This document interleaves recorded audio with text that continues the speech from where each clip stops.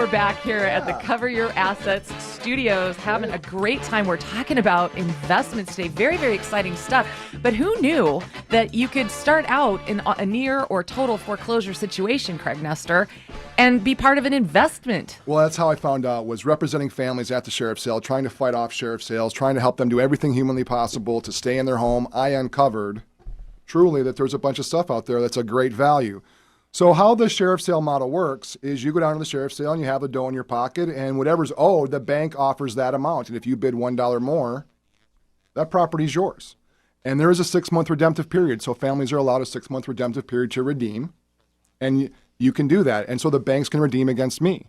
So if they don't, then there's the $179,000 condominium. So in this example, there was foreclosures for 100 in the complex. That counts. So that's really the market value. You have to take into consideration a depressed market value when you're entering and exiting the investment. So if there's a foreclosure for $99,000, regardless of what it bought and sold for, it's $99,000. So I bought that for $7,000.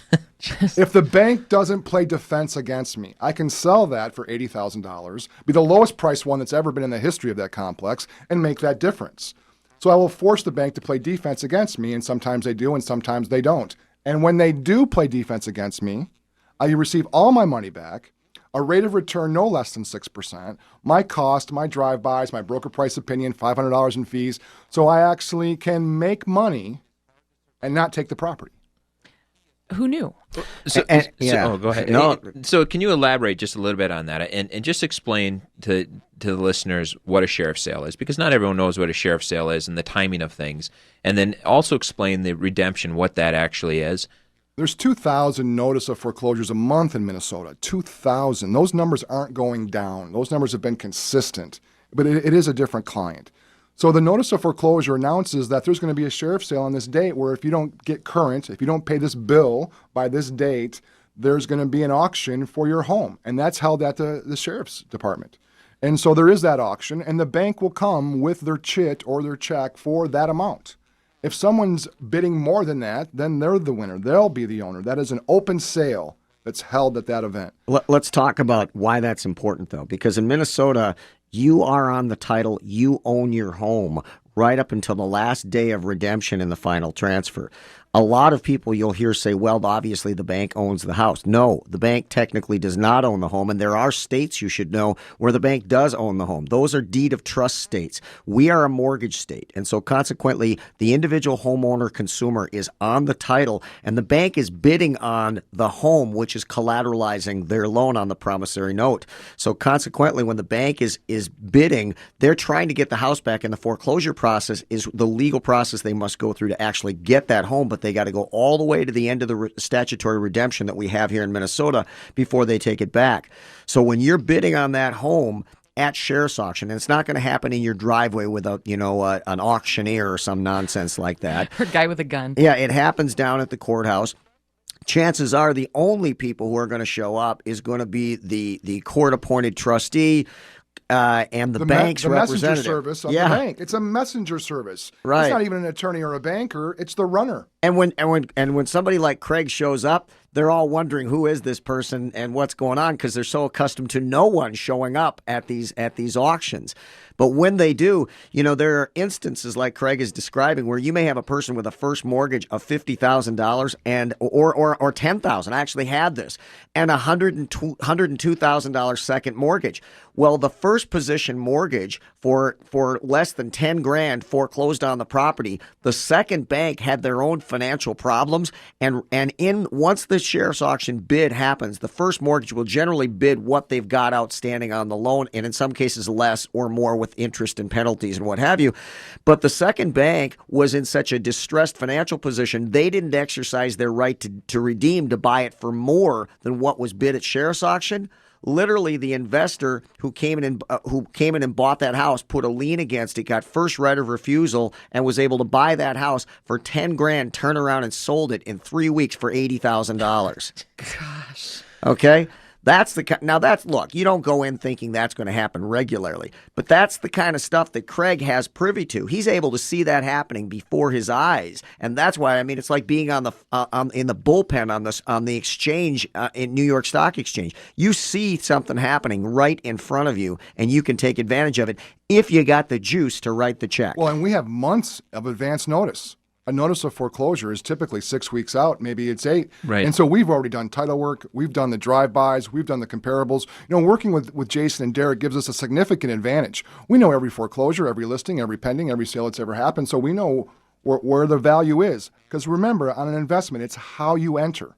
What is the price of purchase? Right. And how you exit is key regardless of what it is. We've got the entry and the exit mastered, and we have the portals of seeing this inventory, understanding the due diligence that's required to pick the gems out of the rough, and then we also have the vehicle to exit that investment and receive our return. And you're turning it around at below market price. So your margin includes a short market time. You're only holding that property for a very short period of time because you're buying it so right that consequently when you sell it, you're pricing it below market price. And you're talking to somebody like Derek or Jason, you're saying, I want to dump this thing in 90 days or less, and I've got the spread to be able to do it.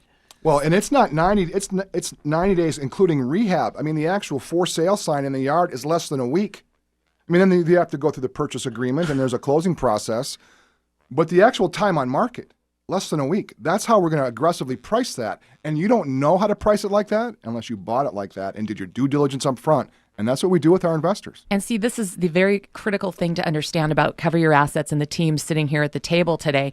We've got Derek Walgrave here, we've got Todd Rooker, and we've got Craig Nestor. And you guys will take someone who can hear all of these ideas that we're talking about and sit down, and you may start with Craig or you may start with Derek, but you will refer back and forth to each other because there's so many different facets to it. And it's all about protection and creating gain. The whole concept is start to finish. You know, the one thing that's worth mentioning, as you can undoubtedly imagine, a lot of the people that I have as clients are not people who have been financial disasters. They're people who are solid and stable their whole lives, and now they're in this position. Well, here's the interesting thing. When they go through their storm, they don't want to stay there. They want to come screaming back as fast as they can, and they want to take advantage of the very vehicle that took them down. They want to turn it around and put it on their side of the table and start using what they've learned through this process. So the start to finish concept is to go through what you do, minimize the damage, but then put yourself in a position as quickly as you can to come back and rebuild your net worth on the other side. Yes, the economy took you down. Yes, you were forced to buy high and sell low, and yes, that stinks. But listen, this time around, let's buy low, sell high, and let's put it in a place where nobody can touch it. So if this ever happens again, we will never lose everything and start from ground zero again.